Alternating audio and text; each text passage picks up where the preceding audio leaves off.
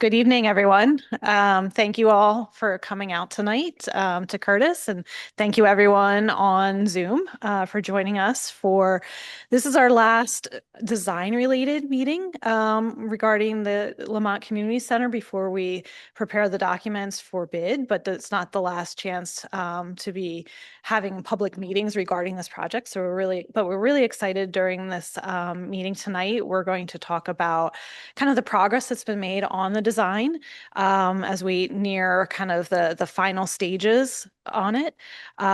It's been a really fun project so far. It's been a very involved project. The design team, David and Drew, and internally we've had Bill and Alan, myself, all working on it, and it's kind of been like a kind of like a puzzle. Putting the pieces together, trying to figure out how things work together in this building, trying to make the vision that came from our community meetings work within the building and try to be true to the vision and the passion for this building and try to make that come into a reality. So tonight I'm going to turn it over to Drew and David to talk about where we are in the design process. And then we'll have an opportunity to kind of ask questions for you all to ask questions. We'll try to answer them to the best of our ability. And those in the hall, please feel free to ask us questions. We have boards with all the designs up here. We'll be happy to talk more with you about them. The other thing I do want to let you know that is really exciting, we've been still kind of chipping away at the money that's required to make this project happen. And we've been applying for a lot of grants. And so far we have about $5.3 million. So that's also very exciting that this is the taxpayer dollars are being offsetted by grant funds.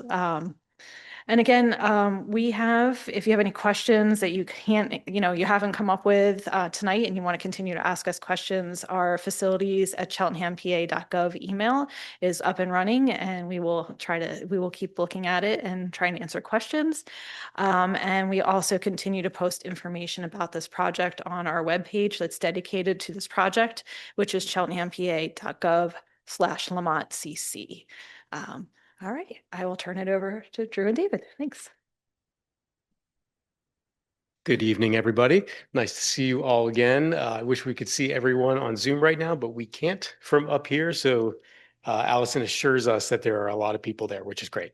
So very quick before we jump in, I know a lot of you, I know you all, there's a lot of people who know me from being part of this process for the last few years, but for those who don't, my name is Drew Levine. I'm with Revision Architecture. We're the architect of record for this project. I would like really quickly to introduce my colleague, David Solomon, who's been working on the project the whole duration. And also out there in Zoom is our other colleague from Revision, Sarah Reynolds, tonight.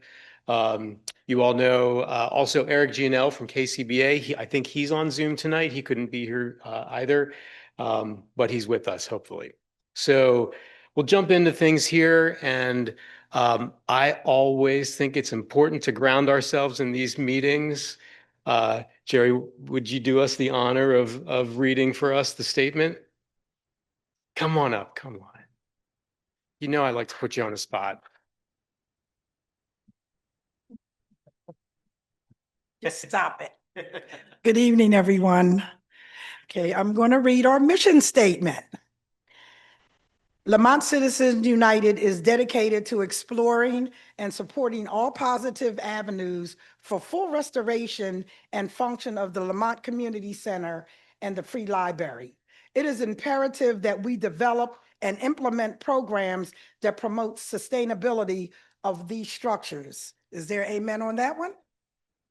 We plan to create a safe haven for youth and elders and a gathering place for all our Lamont citizens while permanently maintaining the historic, and I'm going to say that again, the historic significance of these landmarks in the village of Lamont. We believe that preserving the past secures the future for our community and our children. Amen.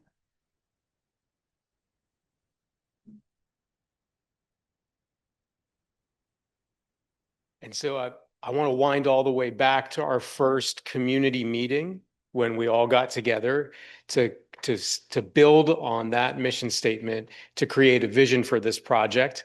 And I think that this is excellent work that the community did when we came together, and it's guided the design team through the full project. And so quickly, to repeat for everyone, the Mott Community Center has been a critical and loved community center for many decades. The renovation will revitalize and modernize the building so it can once again provide township services and host community uses that support the community. The building will be healthy, sustainable, flexible, safe, and inspiring place where residents can come together to learn, play, celebrate, take respite, and build meaningful relationships with neighbors. So this is powerful, and it's guided us through the whole project.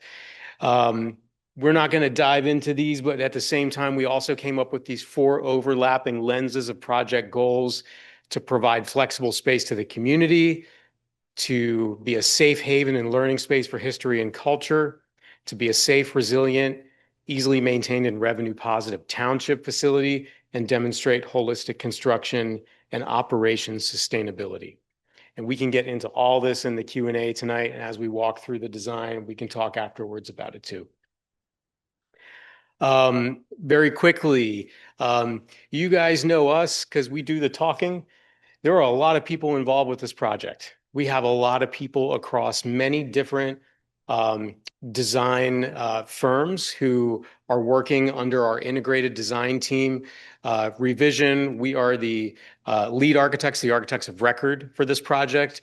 We mentioned KCBA. KCBA and Revision have been partners in all the facility studies, and so KCBA is our associate architect on this project. We have Snyder Hoffman Associates. They are our systems engineering team, and so they've been doing the mechanical engineering, which is the design of the HVAC systems, the electrical engineering, plumbing engineering, and fire protection. Larson & Landis is our structural engineers, and we also have ICI, who's our cost estimating consultant. And we've been doing frequent cost checks on this project going back to last summer. I think that we've done 3 rounds since then. So the way this process works is we design, and then we do a cost check, and then we adjust. And so they've been part of that as well. This will look familiar because we show it to you every time in different form. But just as a reminder to everyone, this is going back to summer 2024 when we did the visioning and concept design.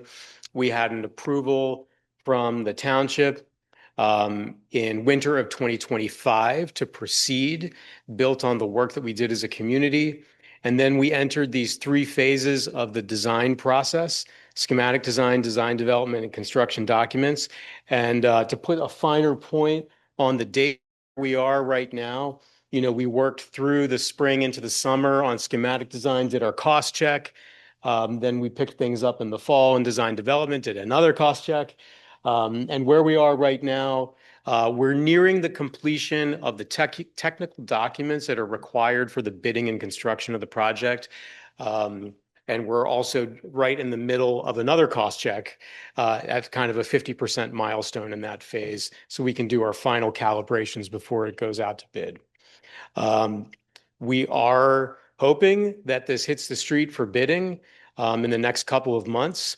And then the contractors can submit bids. The successful contractor can then pull the final permits and start construction. And the goal is to start construction over the summer. All through this process, we've kind of been holding this nebulous plus or minus 12 months because this is a renovation project, and anyone who's ever done any renovation project knows that as soon as you start, you're going to find something that you didn't know was there, right? That's how renovations work.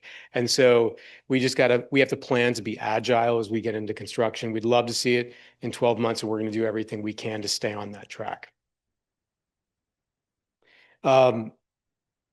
Before we do the design update to show you where we are today, we wanted to show you where we were as a reminder, because we're very happy that, this was the result of that almost year-long process of working with the community in multiple meetings and working with township staff and the board to kind of fine-tune the concept for this project. And it really has not deviated much Some, a little bit here and there, and we'll show you tonight. But for the most part, this remains intact, our original concept.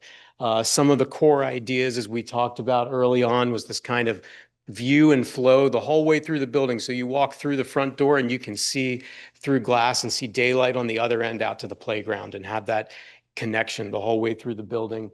Um, Maintaining visibility from the central space, the commons, as we've always called it, visibility into the flex space, into the auditorium, into the front door. So whenever you're here, you feel safety of being in open spaces and not enclosed spaces. We've also maintained the ability to divide the auditorium so we can have multiple things occurring in there. And on the lower level, when we came out of the community meeting, we didn't know how much we could do on the lower level. We didn't know how far our budget would stretch, or technically how much we could do in the back part of the building. We have taken some more of that space, which we'll show you tonight that we're gonna be finishing off. But on the right side here, we do still have the multi-purpose room and the kitchenette and bathrooms in a slightly different configuration. So we're very happy that all that good work we did as a community kind of figuring this out up front, that it has propelled the entire process, and we've been true to the program of the building and the general organization of things. So from there, I'm going to hand it off to my colleague David to do the hard work here of going through the detailed drawings, and he's going to kind of talk to you about where we are right now. All right. Thank you, Drew. Thank you everybody for coming out tonight, and thank you to everybody online. Yeah, as Drew was just saying, where we are is remarkably similar to where we started. Actually, we feel very good about that, because what it means is that we were able to maintain the integrity of the plan that so much thought and community participation was instrumental in coming up with. Let's see. Okay. Couple things. One thing that one change that wasn't in the original program, but that I'm really happy to say that we've been able to make, is we're actually rebuilding the ramp right in front of at the front entry. And we're rebuilding it because although it's very close to meeting contemporary ADA standards, it actually falls a little bit short. And so we're going to widen it, and we're going to slightly lengthen it to make the slope a little bit less, a little bit easier for folks in wheelchairs to get up it. However, it's going to look largely the same. So it's going to maintain that historic stone character that's already there. It'll just be a little bit wider and a tiny bit longer and a lot easier for folks who need it. We are also, we come up the stairs, which will also be rebuilt. We're keeping the stone where there is stone still. And, you'll come in the vestibule, and then you'll enter the commons. And it's just as Drew said, you still get that view through this flex space all the way to the backyard. Request to zoom in, sure. Let's see. Here we go. How's that? Good. There we go. That's better. This is what I do all the time on my computer because I really need to, because my eyes are getting old.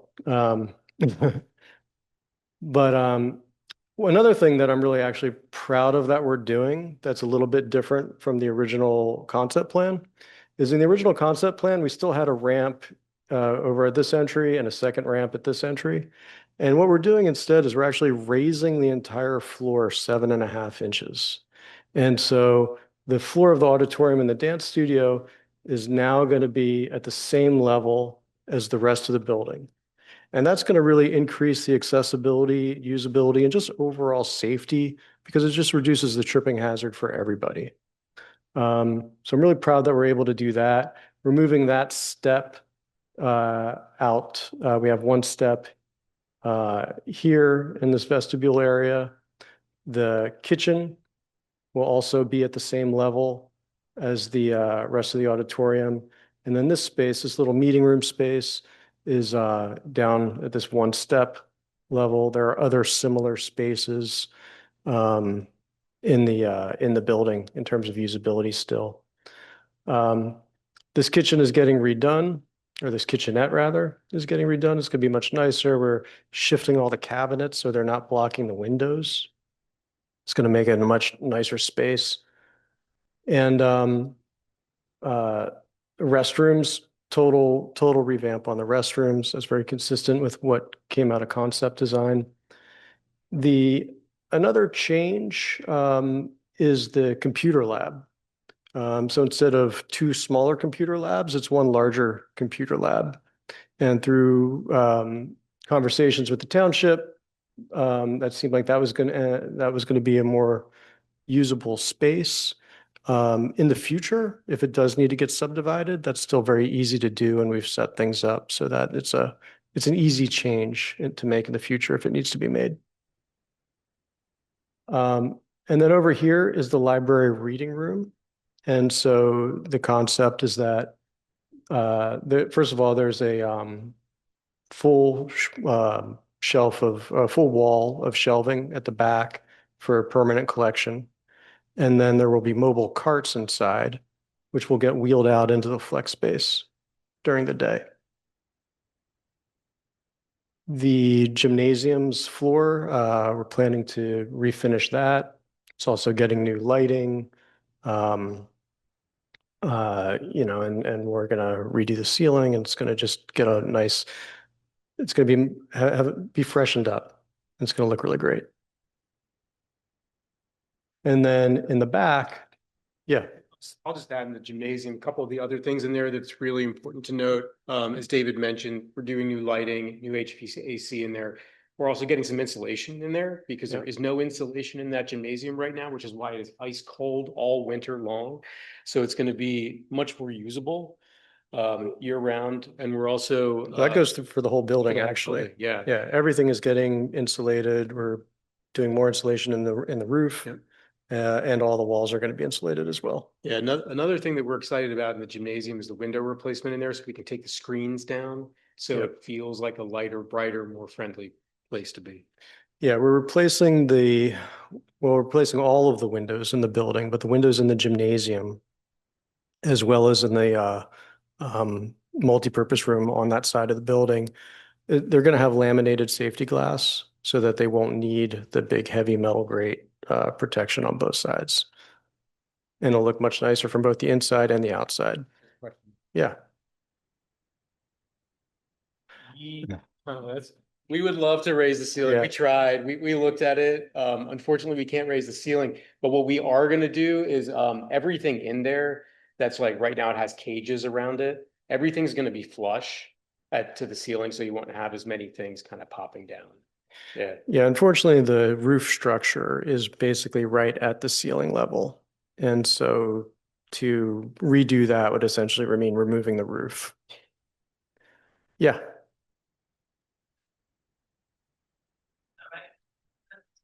That is the flex space, yeah. Number 3. Okay. Number 3 is the staff offices.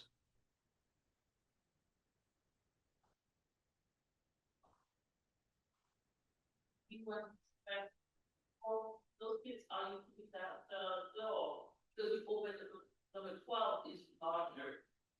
Where are you going to put the people special needs?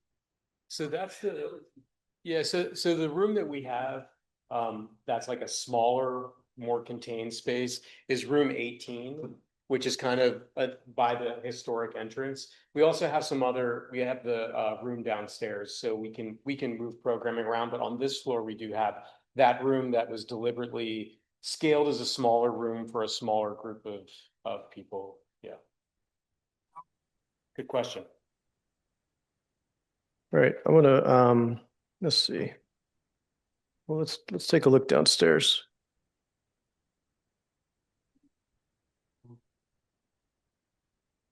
Yeah.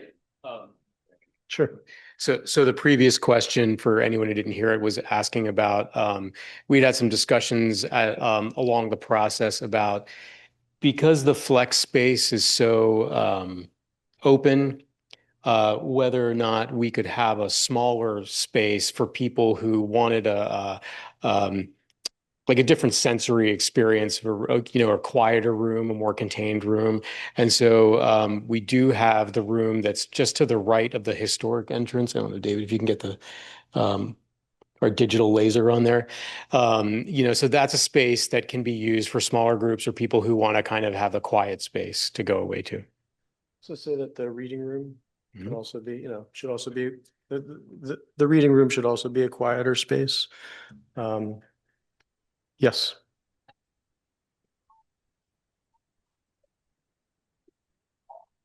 Well, then the number 17, you an emergency entrance. Because if you have two entrances, then you need two sets of staff to make sure that there's no safety in it. Yeah. So the question for people out in Zoom was, would we be maintaining two open entrances to the building at all time? And the answer is the primary entrance that will be staffed will be the one at the top of the stairs that David is highlighting. The historic entrance can be used as an emergency exit, of course, but also depending on what sort of events are occurring, or if they're obviously it's that historic entrance is going to be renovated to have some historic character to it, which we're very excited about. And so there's going to be times where you're going to want to say like, hey, come in through the historic entrance, but we always have the accessible entrance as well. So to answer your question, one entrance on a day-to-day basis that will be eyes on that by the staff person. Yeah. And we're also working with the township's security vendor to determine what the specific ways that people are going to be getting in and out through that main entrance are also.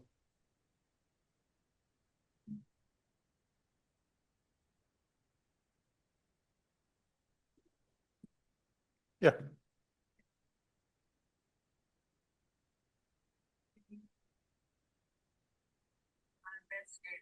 Um, we're going to go downstairs on the next slide. So the question was about the room in the basement and the games from the basement. I think that the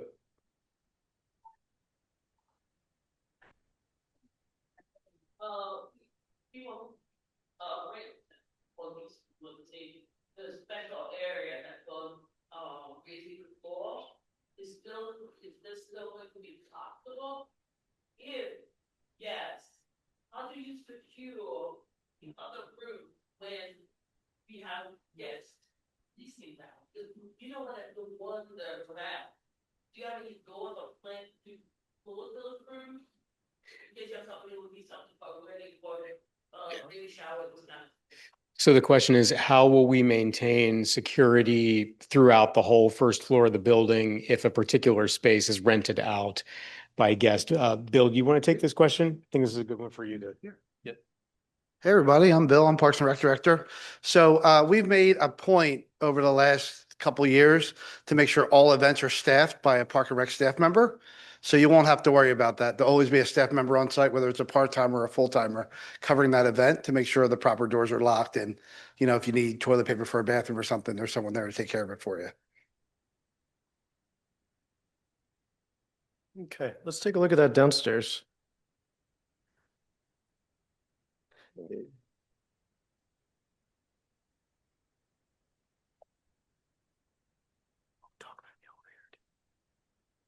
Yeah, so there's a couple ways to get downstairs. Let's see. So we're maintaining the stairs that are currently there. So there'll still be stairs in that same location. There's also going to be a new elevator so that the downstairs and just travel between the two floors is more accessible for folks. So that elevator is right here.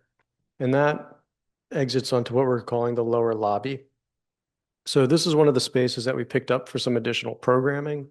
Initially in the concept design, it had just been noted as storage. But we're cleaning up the space. We're right, there's a big bulkhead that runs down the middle of it. We can't get rid of it entirely, but we're reducing the size of it. And we're going to make this a more easily programmable space.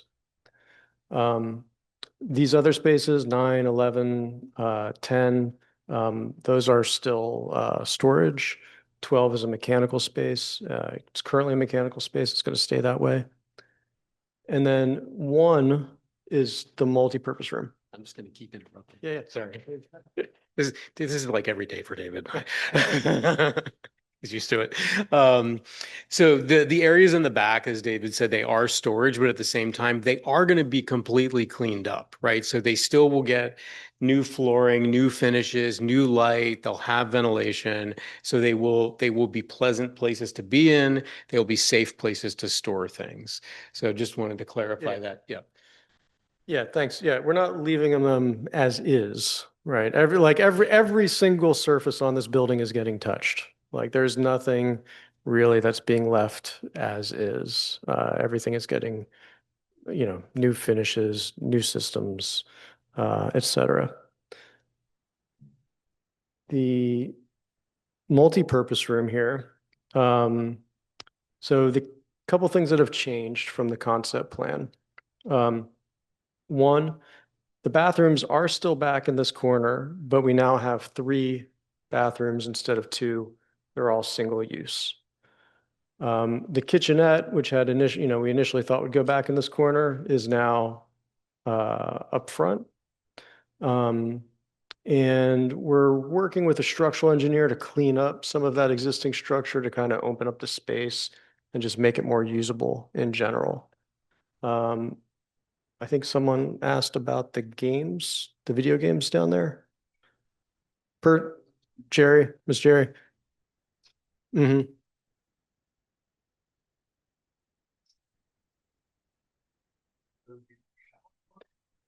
Bill says those games are shot. The first time I went down there, I had the exact same thought. I wanted to play Pac-Man.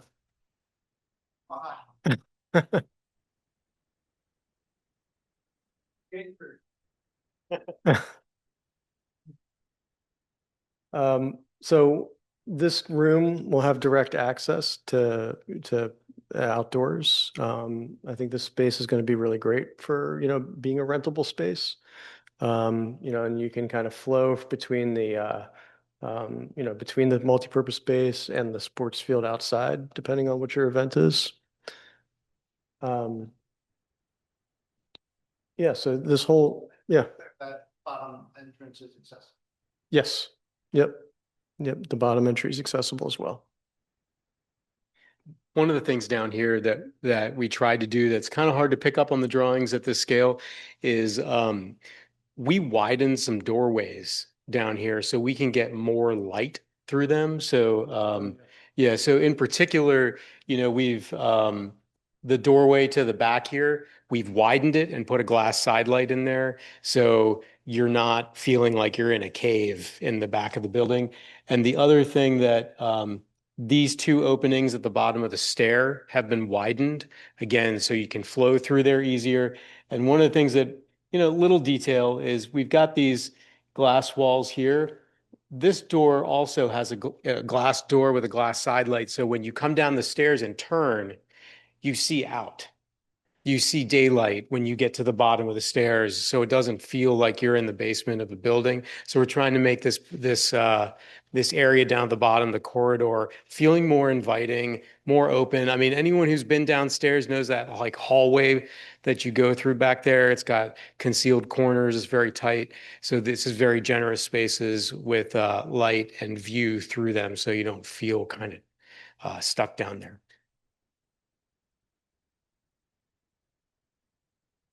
The, those back that's also.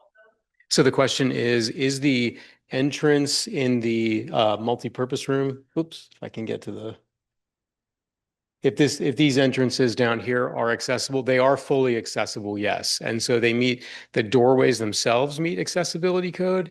And then we also have the sidewalk that comes down from the street as also being accessible. And keep in mind, we also have the elevator inside the building. So we have multiple accessible routes down here. And also the ability to get in and out from the field. So you don't necessarily have to go through the hallway where the bathrooms are. You can go directly in and out of the room there too. One other thing I wanted to just pick up on what Drew was saying about the sense of, visibility in the hallways. We have some glazed portions of the wall here. I'm going to zoom in a little bit more. Hopefully it makes it a little bit easier to see.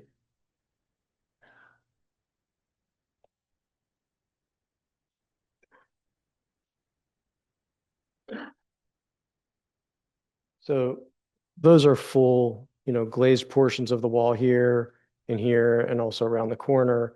So that even in this hallway, right, we're trying to, it's going to just feel a little bit bigger and wider and safer than just like a narrow, kind of hallway to an exit.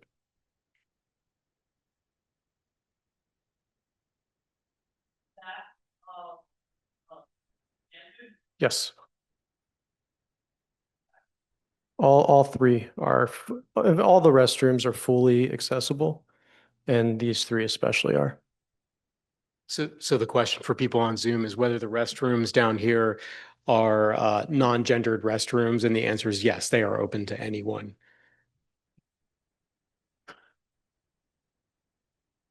And they are accessible too.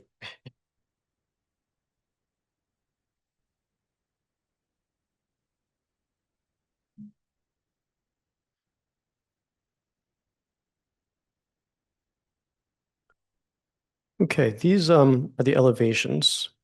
I'll zoom in on each one. I'm going to start with this one because this is the front.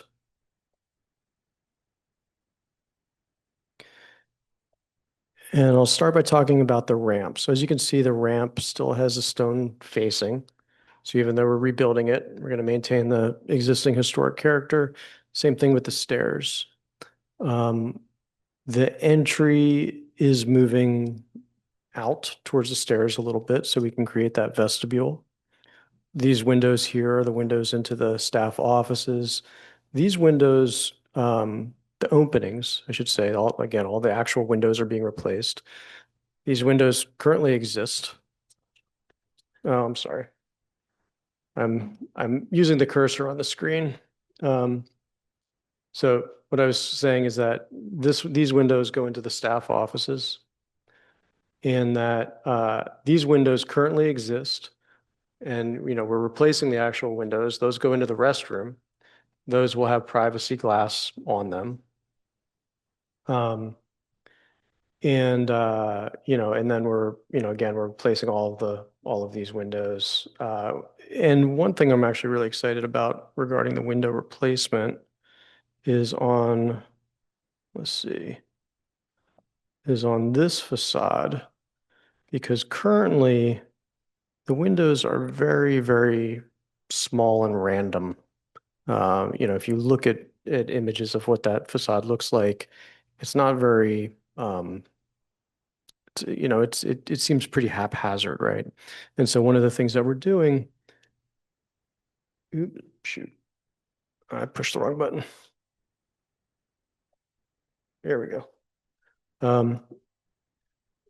One of the things that we're doing is and you kind of see these like slightly fainter areas here. That's where there's some other existing openings. We're going to take stone that matches what's there, fill in those openings and make some new openings so that we can make create some new windows that really fit better and make this whole facade feel a lot cleaner and a lot more thoughtful than it currently does, while still maintaining the historic character of the building. We're also adding a window. Let's see, come back. Here we go. We're also adding this window at the back of the gymnasium to get some more light into the gymnasium. Back here, I want to point this out.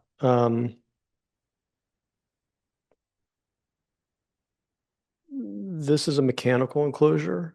So one of the things that we're doing, we're rebuilding all of the systems, all new HVAC, all new lighting, all new plumbing. Part of that is a new generator. And so primarily there's a couple other pieces of equipment, but primarily the generator is going to go in here. And what this generator is going to do is it's going to ensure that this building can be used as an emergency shelter, both in the summer and in the winter for the community. So let's say we have, sub-zero weather like we've had, but it's accompanied by power loss. And we've seen that, these last couple of weeks in other parts of the country where that's happened. Well, this building could function as a heating center, and people in the community could come, and this could provide essential life-saving services. Same thing in the summertime. If there's a heat wave and people lose power, you can come here and it'll that generator will enable this building to serve as a cooling center.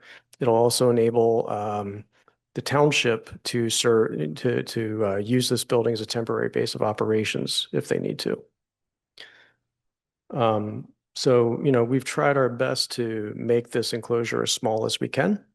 It's going to have the same finishes as the rest of the building, but it really serves an essential service to the community. Yes. It is a new enclosure. Yes. It is approximately, I want to say 17 by 30. So 17 feet deep by 30 feet wide. We can go back and I'll show it to you on the plan.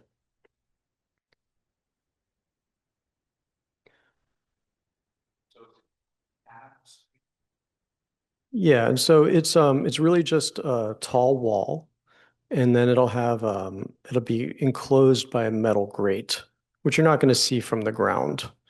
Um, from the ground, it'll just look like a courtyard wall. Um, but again, it just encloses and protects the mechanical equipment that's has to be outside. So we're doing our best to, not encroach too much on on the playground or the sports field and keep it, within the kind of the physical boundary of the building more or less. In the building or the mechanic? So the building, the new system is going to be heat pumps. And so part of Cheltenham's Township to their commitment to Ready for 100 is to move towards all electric systems that can be powered by renewable energy. And so all of the systems, with the exception of the generator is a diesel generator. Um, but all the normal systems that are not used for emergencies, those are all going to be fully electric. And so the heat pumps are going to deliver very efficient heating and cooling throughout the year. It will be, yep, central air conditioning throughout the whole building, as well as a ventilation system to deliver really high quality, clean, fresh air to all the occupants.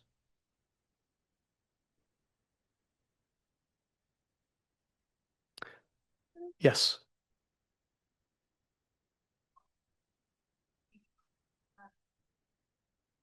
So for the folks online, the question was, is an all electric heat pumps expensive? Um, someone just said yes. Um, Currently, the building is not able to be used for the entire year.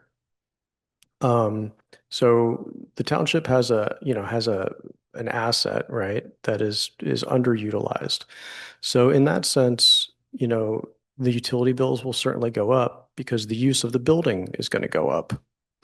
Um, and there's a value to that. There's an expense, but there's also a value. Um, Heat pumps themselves are very efficient ways to condition a building, very efficient ways to get both heating and cooling.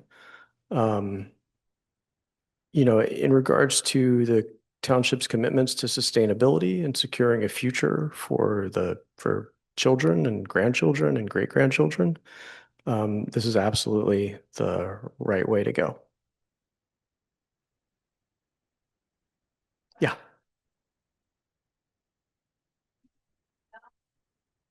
Yes. 7.5 inches.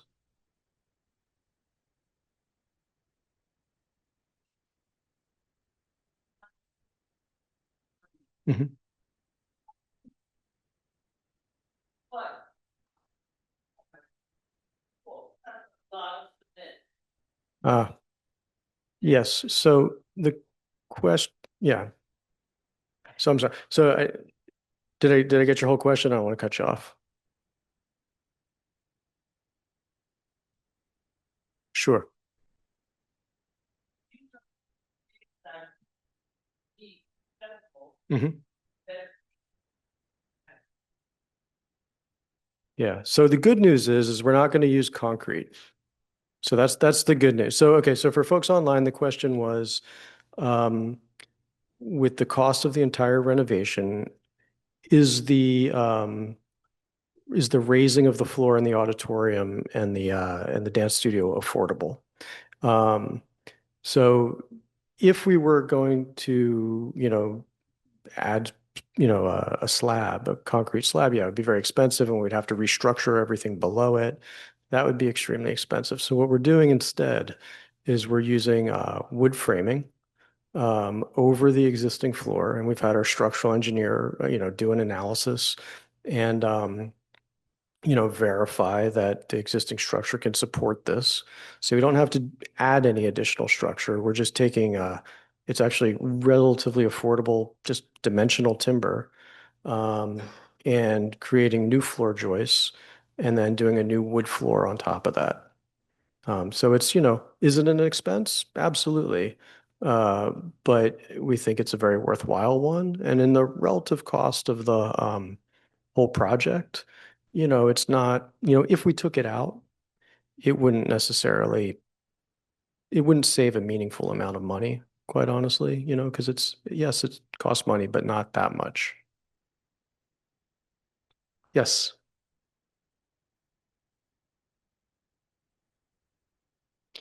Yes. So currently, yep.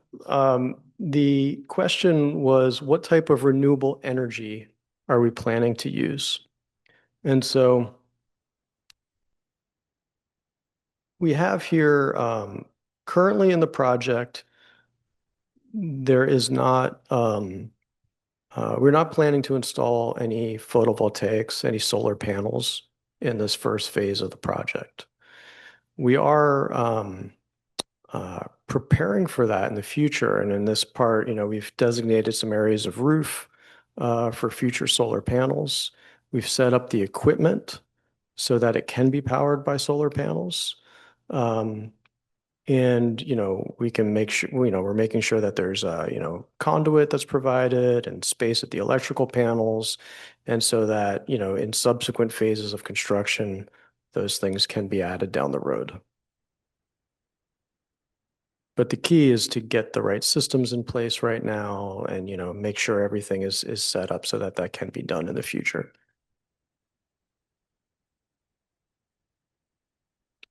Any other questions before I go on?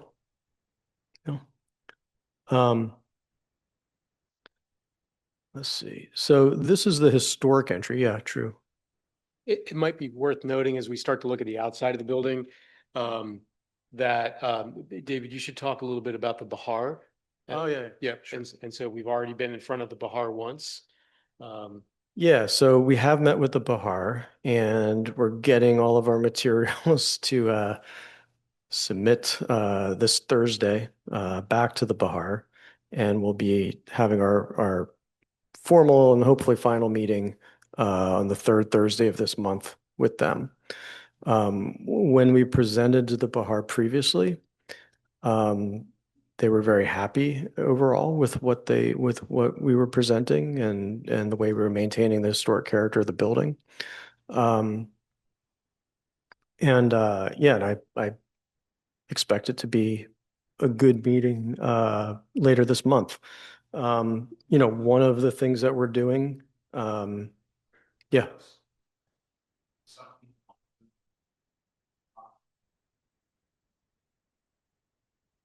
Yeah, so the Bahar, so the Lamont is in a historically designated area, and the Bahar's Historic Commission. And so I'm sorry, let me back up a little bit because people online didn't hear the question. The question or the request was to explain what the Bahar is for folks online in case anybody doesn't know. So as I was saying, Lamont is, although it is not a historically designated building, it is in an important historic neighborhood and area.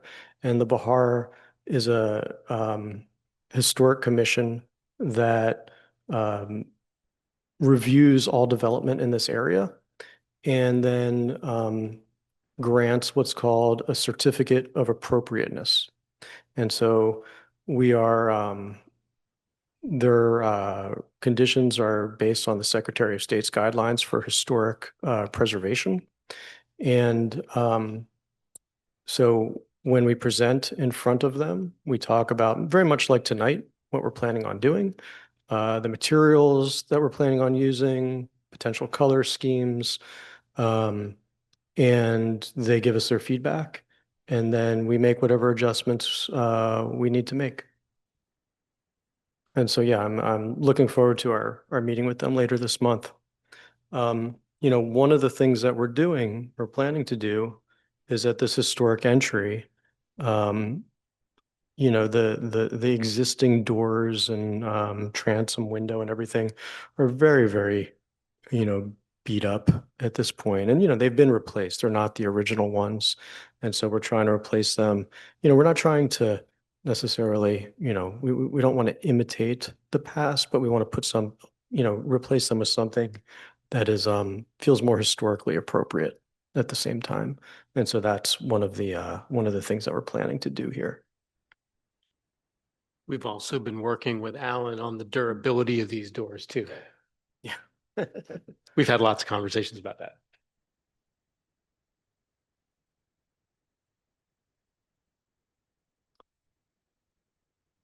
And then in the back is really actually very exciting. We've got a new deck on the back. So this behind the store and this glazing is sorry, I keep doing that. I'm moving the cursor on the screen, forgetting that it's not showing up. Apologize. So behind this glazing, behind these windows is the flex space. And then this window goes to the library reading room, and these windows go to the computer lab. And then back here, we've got some bleacher seating that's adjacent to the stairs. And these, of course, all go right out to the playground. And then this ramp will take you back down the side to the sidewalk. So it's a fully accessible back entry as well, and it will provide seating for parents as they watch their kids play on the playground, or it's a place for kids to sit and do homework or chat or read, hang out, do whatever. But it really strengthens the connection between the building and the playground. And so we're really excited about that.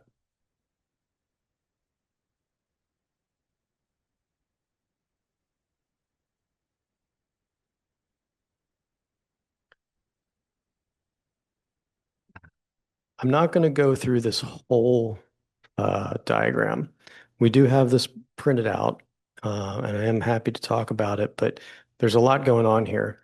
And this is what we call a perspective section through the building. So it's like if imagine a cake, right? And you cut that cake in half, and then you look at that half. And so that's how we get these perspective sections through the building. And so what you're seeing here is the front entry, the main entry, coming in through the vestibule. Sorry, I'm going to do this. You should do this part, Drew. You should do this part. It's very. I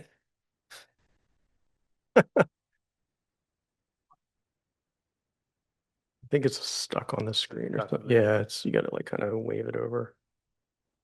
We thought we had it. I see it here. Oh, it's on there. It's on that one. Yeah. Okay, can we get over here? There we go. Okay. There we go. All right. Okay. So we're starting at the main entry. Going into the vestibule. If you pan a little bit to the left, you'll see the steps there, right? Yeah. Yeah. Oh, it's the laser's in the way. Now try it. There we go. So yeah. So okay, we've got the stairs, we've got the ramp just beyond. And then you're coming in. Oh man, this is so hard. You're clicking, I'm clicking. Okay. Restrooms. Why don't you point out the restrooms? Yeah, yep. Okay. Restrooms are behind there. Water fountain, Bottle filler station. water. And then this whole main space is the commons. We've got Lucretia Mott and her portrait down at the end there. And then those two doors go into the dance studio and the auditorium. And then we have some casework in that room too. And that's for, historic artifacts and things like the portrait of Lucretia Mott, um, things for the community to display. And I believe the current design for that casework has doors on it, right? Yes. It's got Yeah. glass doors with locks. So if you put something in there, you can lock it and make sure, if we put something of historic significance in there.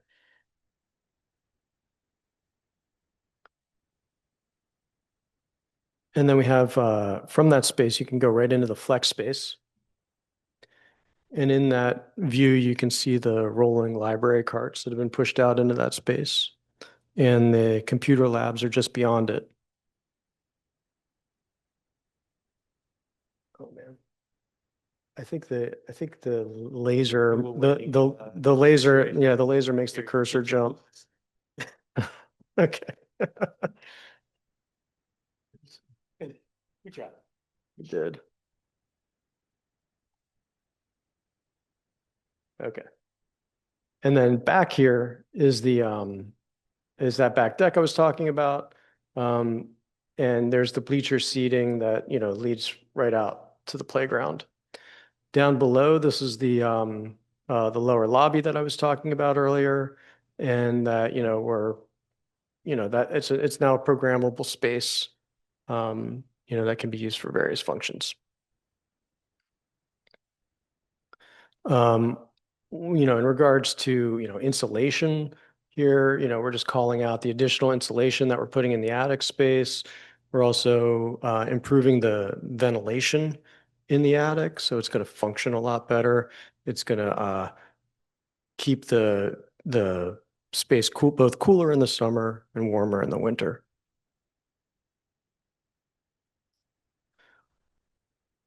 Also, number 9, let's see, come on, laser. So number 9 also is just talking about more insulation. One of the things that we're doing is we're going to be waterproofing the foundations of this building. So both insulating and waterproofing the foundations. So when I say every surface here is touched, I really mean every surface. And we know that there's been water intrusion issues in the past, and part of this renovation is going to solve them. So to get back to the mission statement that Jerry read earlier, she talked about sustainability and about, ensuring, basically protecting the past in order to ensure that our children have a future in this place. And so that's why we're doing all of the work that we are to really, I mean, this building was originally built in what I think like 1870-ish, somewhere around there.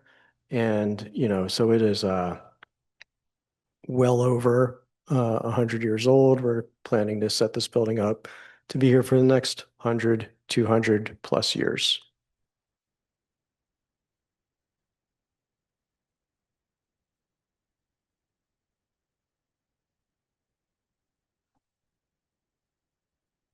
This is another perspective section. We're just looking the other way through the building.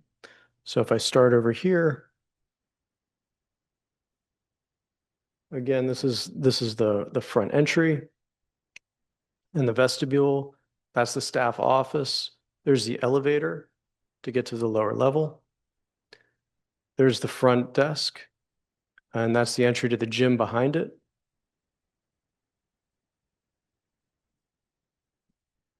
You can see the entrance to the gym has glass in the door, and we're putting a new glass window in. So again, when you're standing in the commons, you can look into the gym and see people playing. Same thing when you're in the gym, you can look out and see what's going on. Again, we're just trying to keep these spaces open so we have eyes everywhere, and just a connection between all these spaces. Yep. And so here, we're in the flex space looking back into the reading room. There's that bookshelf all along the back wall for the permanent collection that I mentioned. And then the back deck with the bleacher seating going down to the playground. Yes, yes.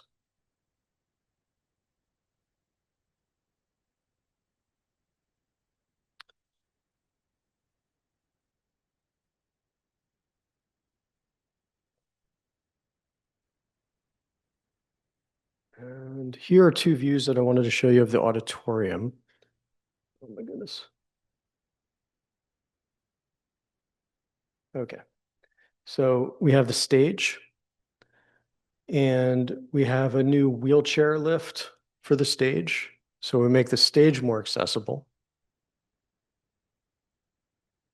And let's see.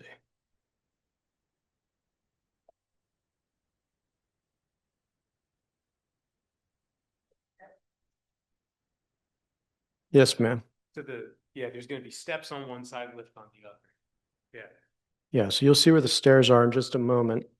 This door, it goes back to the kitchenette. And then and we're preserving these doors. These are the existing, really beautiful, tall, wide doors that go to the historic entry.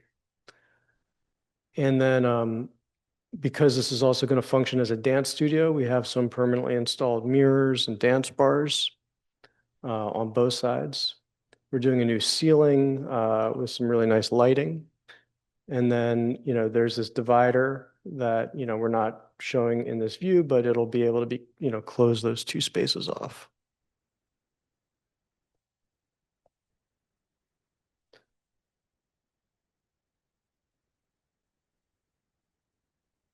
Here are those stairs now. They're on the other side of the stage. And that's the door back to the commons. And so this is where that ramp currently is. So that door opening, I think where the side light is that we're showing here next to the door, that's where the door is right now. And then there's that big ramp that goes down. So it's gone now. Like you just walk straight through.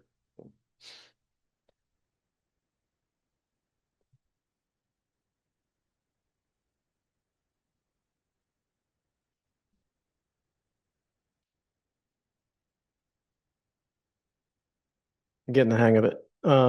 So these are these folding panels. So these can get pulled out, divide the room. And then, that's the other door that'll go back into the commons. And this is another mirror and dance bar. So this is just going to, we're really going to brighten up the space. New wainscoting, new floor, new ceiling, new lighting. I think it's going to feel really great. And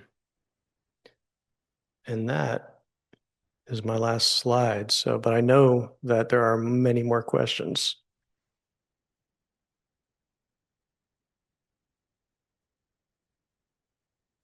Yes, ma'am.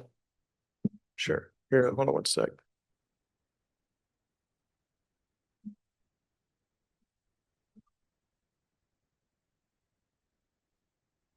So people on Zoom can hear you. Uh, the cupola, the little structure on top of the roof, is there access to that?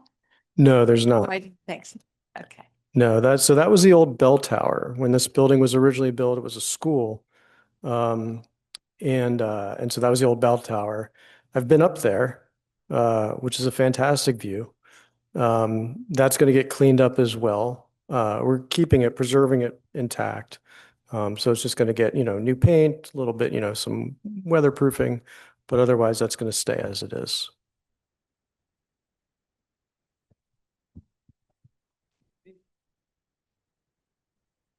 Is there a set time cut off as far as like with the bidding?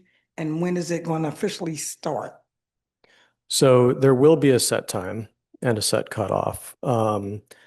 I don't have a date yet for when it will officially start. We're working through all that with the township right now.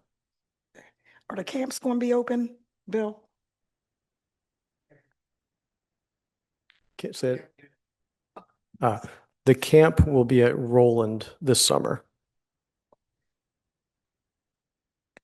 Thank you, Bill. I understand that you don't have a set date for the bidding right now, but do you anticipate that once the bidding is completed,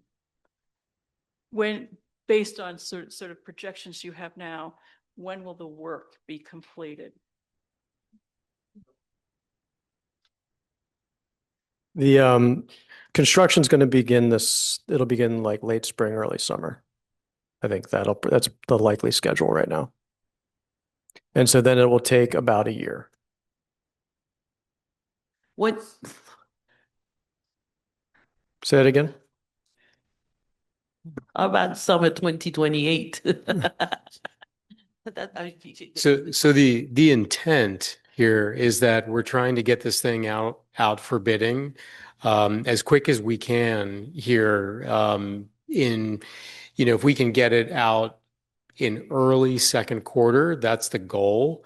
And get the bids going with the hope of starting construction, as David said, late spring, early summer, run construction through the summer, do as much as we can before the winter on the exterior, right? We want to get as much work as we can before the weather gets really nasty. Everything that we can do to be open, Jeff, I think Memorial Day 2027 is an ambitious target. But I think we're going to do everything we can to push the schedule as much as we can with the contractors. I think we want to try to do everything we can to be open for summer camp in 2027. I just think that we all need to take it a little fluid. And I think that we'll know by once we get the contractors on board, we'll have rolling schedules and schedule updates. And I think that we'll know early whether or not we are going to hit the target. But that's the intent right now, is to get the contractors going over the summer and finish before the next summer camp. Today to early second quarter with those bids out? What has to happen? Yeah, so I think we're in the final phases of technical coordination for the project. In particular, we're working through some of the operations and maintenance around the HVAC systems in the building with the township staff to make sure that everything gets coordinated. We're also right now we're doing our our last cost estimate. With our cost estimating team, we tend to do like a 50% of our final construction documents. We do a cost estimate just so we can do any last minute calibration that we need to. We need to have the meeting with the Bahar. This is an important meeting tonight. We have the Bahar meeting that's coming up. And as we said, we do the final thing. And I think that everyone on this team right now, on both sides, on the design team and also on the township team, I think we all are looking at this, working very closely together right now to make sure that we can put the best documents out there that we can for the bidding, so we can get accurate bids to reduce the exposure. It's an existing building. There's always going to be unknowns, but I think we want to try and do everything we can to just have a tight bid set that goes out. We also, after we split here, and Dan, I'll get to your question. David just wanted to note, we do have some progress drawings, technical drawings, if anyone's interested. Like, there's way more than the pretty pictures up here. There's probably 100 or more sheets of technical documents that go into this. How are we doing on community fundraising for the project? Speaking of the costs. I will give that one to Allison. She's ready. She's right there. She wasn't getting too far away from you with that microphone. That is something we will start working on probably once we get these plan documents out to bid internally at the staff level to work on a fundraising campaign. Yes. Okay. Yeah, I'm an accountant, okay? Therefore, my question is, do you have enough elbow room for the unexpected expenses that you're going to have to address for sure? Because I know the grant had a cap. Will the township chip in if you find something extraordinary that you did not expect? So there's two parts of that question, and I'm going to answer the first part, and I'm going to give Allison the second part. So the first question is about the things that we don't know. And so in every construction project, and this is going to be important for everything that's coming down the pike for the township in terms of facilities, anytime you do a construction project, you need a contingency. Because even when you're building a new building, there's things that you can't see coming. You might dig and hit a rock, or there might be something in the ground that you didn't know was there, or it's just every building is unique and there's no possible way to understand every aspect of it before you get out of the field. In renovations, we hold more contingency because we know that what we would think about on a normal project, there's more there. So as we've gone through our cost estimating, we are holding a contingency for unforeseen conditions. We absolutely want to go into construction knowing that we've got that buffer for the things, in particular, we're opening walls, we're opening ceilings. We can't, this has been an active facility up until the fall when we started cutting. We cut a bunch of holes in the building this fall, but we waited until everyone was done with it. But we can't see everything in all conditions, so we do still need to hold that contingency. Does this building have asbestos in it? Because in the township, every house had asbestos. Does this one have it too? Do you know? So this building's had its share of abatement over the years, and at this point, we're not concerned. I think we've gone back through the records, and the asbestos has been removed from the building. The thing that we know is there, like every old building, is lead, right? And so in the paint. Right. And that's any old building, any building that's got any paint anywhere from, the 1970s, even if it's been covered up. And so we've actually taken an approach in the design where we're trying to minimize the disturbance of those existing walls that have and ceilings in particular. And so we've really isolated the disturbance of that, and that's something that we'll be addressing through the documents that get put out there. Lead paint is an easier thing to manage, because especially when it's in contained areas, it's still serious and the contractors will take it seriously, but it's something that we have been looking at.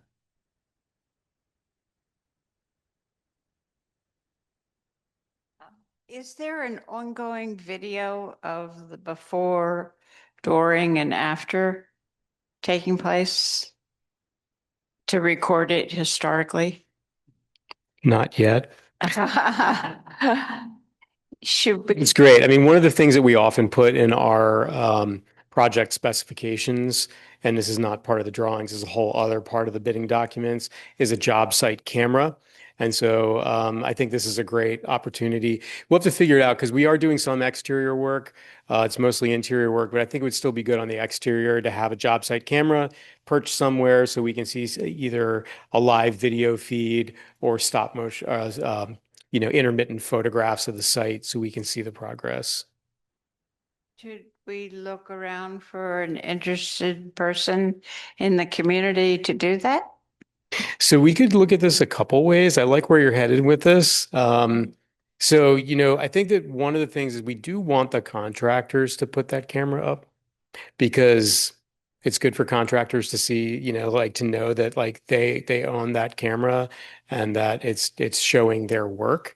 But I think that there's another thing interesting that you're talking about, which is more about like a documentation of this that might not be from a fixed bird's eye view, but we actually talk about the building. I mean, I think there's so much great opportunity here for us to kind of walk around together and talk about the building before the demolition starts. And then as we get through construction, update that video. I think it's a great idea. And I'd love to figure out if there are people in the community who have the technical skills to help with this, I think it'd be a great thing to engage others with too.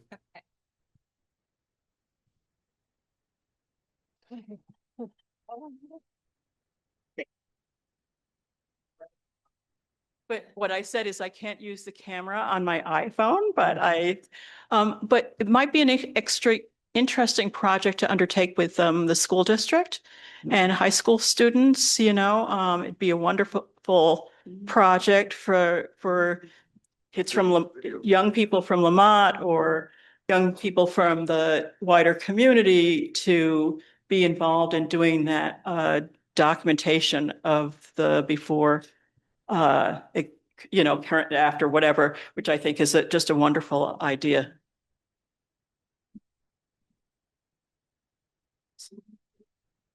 Anyone else? The question was for you, Alice. You didn't answer the second part of the question. Oh, about funding. I thought you were gonna forget about that. Yeah, so about funding, Drew talked about the contingency within the project budget. We've been very fortunate to be able to, receive a lot of grant funding, and that has not something that's very typical, so we're really excited about that. But we are planning to put township dollars into the project. We've been talking through our budget process about bond funding in order to fund our facilities. So that is something that, yes, we will be utilizing township funds to kind of reach that, fulfill the full project. And like I said, we will be looking into a campaign to do some donation and fundraising as well. So. Yes. Okay. See, we'll go to the online questions unless there's any other questions in the hall. All right, let's see here.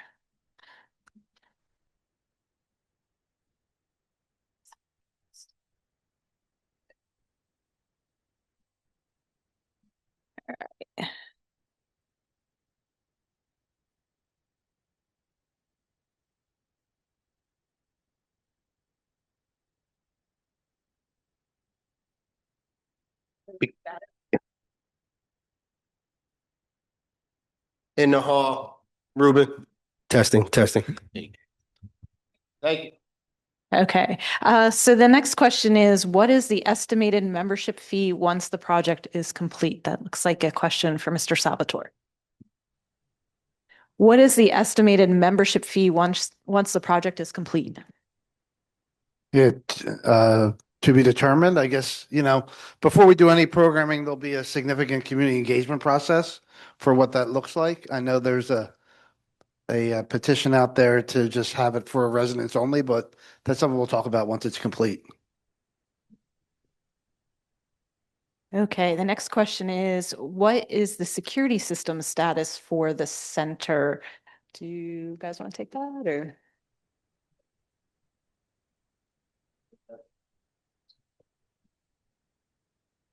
So we're in the process of coordinating security requirements with the township. There will be,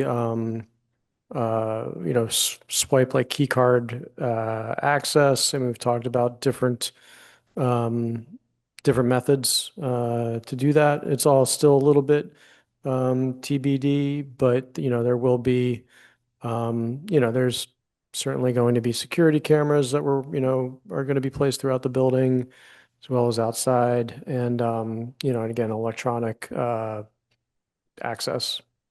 But it's all we are working with the township on that. Bill, I don't know if you want to add anything to that. Yeah, thanks, David. I think at this point, it's a little too early to talk about it. We could do something along the lines of remote access, like you said, with a swipe card or a barcode, or we can have the door open and have check-in at the front desk, depending on, how busy the center is. We have to look at that. I would say the most important part of this is that when the project goes to bid, we'll be indicating locations to provide power for cameras. And so we might not know what the cameras are yet, but we know where there's going to be power. And we're being conservative with the locations, and we'll dial it in afterwards once there's the security vendor is fully on board. And same thing with doors. We don't know the exact program and the software, but the most important thing is to provide power. So the exact specific product by the vendor can be installed. The most important thing is having the power there. And that's what we'll be, that's what we're coordinating right now and provisioning for the drawings. Okay, so our next question is from Darlene Melton. She has her hands raised.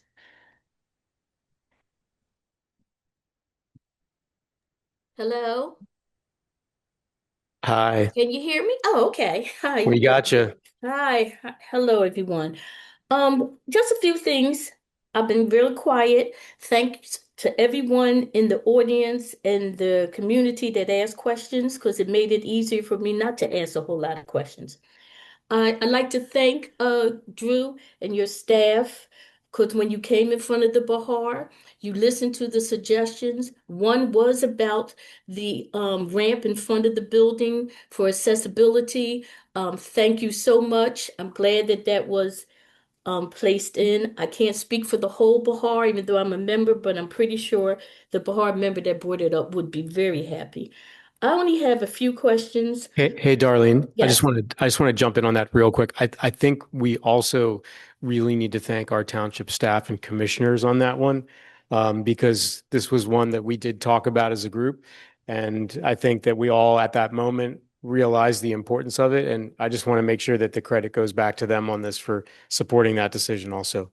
Well, thank you all. Okay, thank you. Okay, because again, didn't know what you had to do for it, but thank you, everybody. Questions were about the size of the elevator when we think about handicap accessibility. In regards to the bathrooms, you have three of them now. Is one handicap accessible? Will you have baby stations? And the next question was about the dance studio, and one question about the bid, but one thing at a time. Okay, I'll start with the elevator. So the elevator is accessible. It is large enough, to accommodate someone in a wheelchair. Okay. It's also large enough to be able to move tables and chairs. So if there's Okay. tables and chairs stored downstairs in the lower level, and they need to be brought up to, say, the auditorium for an event, the elevator can be used for that as well. That was actually, initially we thought it was going to be a much lighter duty elevator. And then throughout the design process, as we continue to talk about the needs, we realized that it needed to be a little bit larger and more robust. So it's going to be a regular full-size elevator that can accommodate people in wheelchairs as well as moving furniture. Okay, thank you. Yeah, of course. Yes, about the restrooms. They are all fully accessible and they all have changing tables in them as well. So in the two larger, gang restrooms on the first floor, those each have a changing table in them. And then the three single-use restrooms on the lower level, they also have changing tables. And again, they're all fully accessible. Okay. Now, again, I think I heard you state in the, I guess, the auditorium room now, one part will be a dance studio, so there'll be mirrors on the wall. I don't recall in the first couple of conversations and plans of a dance studio. So I guess my question is this a private dance studio? Does someone say, well, hey, I have a dance studio and I'd like to rent that space out? Or is this something that the township with recreation says, oh, this would be nice to have for the community, the children, the adults to have as some type of activity? Bill, do you want to take this one? Just talk a little bit about programming.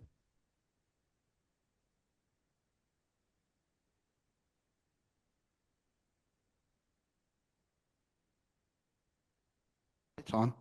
There we go. Hey, Darlene, it's Bill. Hi, how you do? Sorry, So I didn't get there. during the engagement process, I think in the summer of 24, we talked about the need to keep the dance studio in some capacity. And since Okay. we're opening up that space and getting rid of the dedicated dance studio, we decided to move it into the auditorium as part of that multi-purpose space that we can split the room and do dance on one side and meeting on the other side, or open up for a Okay. really big meeting or party or something like that. So we want to make sure we have as much flexibility in programming as possible. And that way, no one's left out and that dance program can stay in the building. Okay, thank you. It's just something I probably just missed or didn't get to that meeting. The next question I have is about bids. And I've always been a person that you don't buy cheap things, you buy things cheaper so you get quality, maybe for less of the cost. But in sometimes, and I'm not saying Shonham, okay, there's sometimes when things go out to bid, people go for the lowest bidder, and then sometimes we don't get the quality that we need. So are the I guess the requirements for bidding, how stringent are they? So that we make sure that we get a contractor, whether it's electric or heating or roof or the carpenters that you would need to do some of those functions, that they are not giving us what they say, a bad workmanship. I'm just concerned. I think we all are. And that's why, Jeff, going back to your question earlier about what's taken, what do we have to do still? I think that this is one of the areas that we want to make sure that we're really sharp on is the qualifications and the requirements of the different contractors to make sure that everything is really dialed in and there aren't holes to poke in the documents. And the other thing that we're going to be doing is also as we finalize the documentations and the bidding requirements, I think we are going to spend some time meeting with the township and the township solicitor to make sure that everything is meeting the requirements of bidding in the public process. Okay. All right, I think that's it for now. Thank you, and thank you, Drew, your team, the township, Allison, thank you. I have a question about bids since we're on that topic. In your search for a contractor for all level, can you please include in the requirement that they use the skills that already exist in Lamont, even as 10%, 20%, 15% of the bids, so that somebody from Texas is not flown in jacking the price because they don't live in the community? Because we have enough talent. I had brought this up already before. Make sure that in the requirement that the firm uses local people, because we have all the talents in there, a portion of it at least. Thank you. So I'll start and then I'll throw it to Drew. You have more familiarity with bidding than I do. So we have our new OpenGov online procurement portal that we will be using for our bidding process. So if you know contractors that might be interested and able to work on this project, please have them look at that procurement. They can sign up and register as a contractor. And then when the bid goes out, they'll be able to follow that process. And I know, Drew, you've been talking about some bidding rooms and things like that they can work on for the project to kind of get onto a project with a larger contractor. And there are requirements that we work through with the granting agencies that we also have our own processes for making sure that we're using local contractors as well. So I don't know if you have anything to add. No? Okay. Thank you.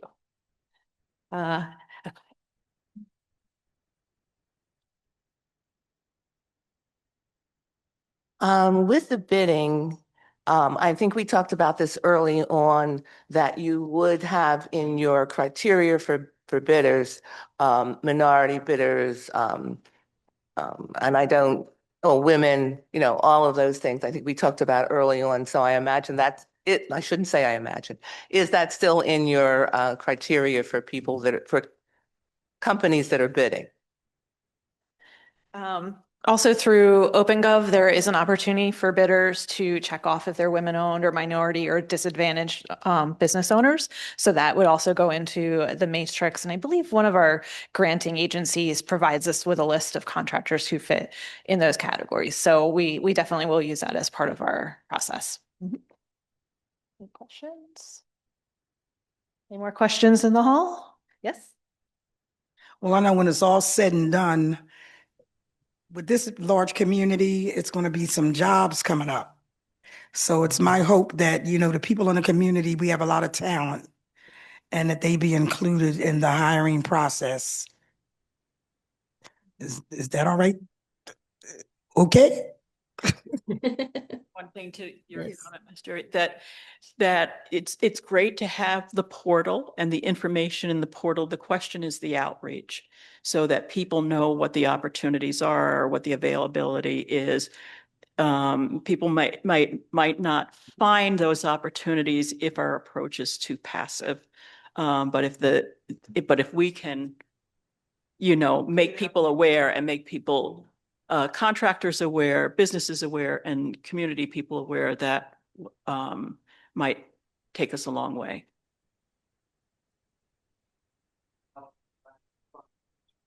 Yeah, one quick one, then I can answer you. Yeah, please help us with outreach. If you have any ideas, or ways that we can get the word out, please let us know and we will definitely work with you all. Miss Jerry, we don't need to wait until Lamont's reopened to hire people. We need lifeguards, cashiers, summer camp counselors every summer. So send them my way, please.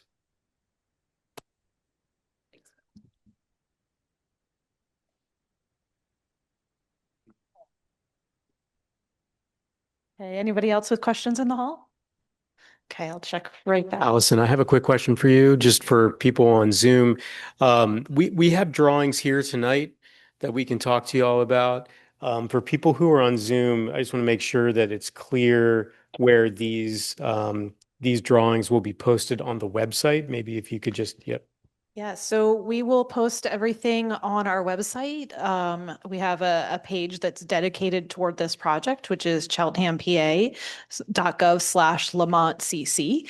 And if you email us at facilities@cheltenhampa.gov, we will also add you to a mailing list to provide you with updates as well. So I think we were able to pull that out of Megan's email inbox and reuse it for this meeting. So feel free to give us your email address and we'll make sure that you are kept up to date with news on this project as well.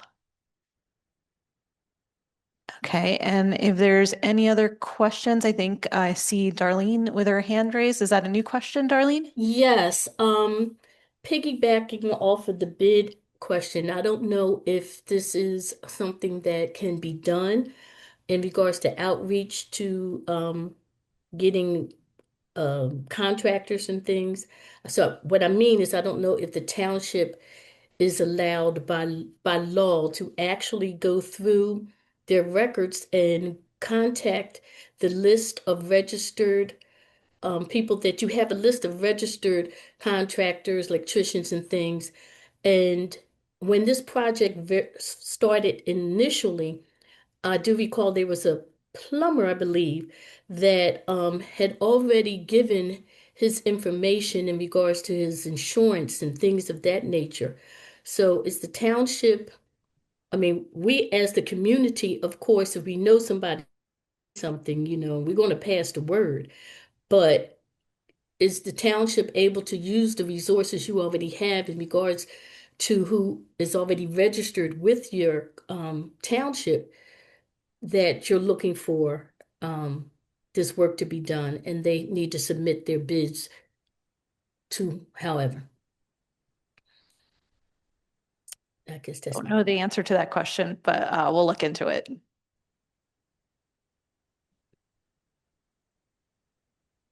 All right. Well, thank you all for coming out tonight.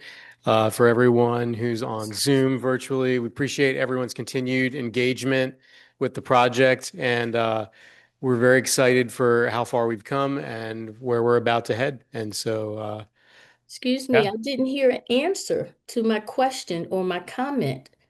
Or is this something you want to talk about later?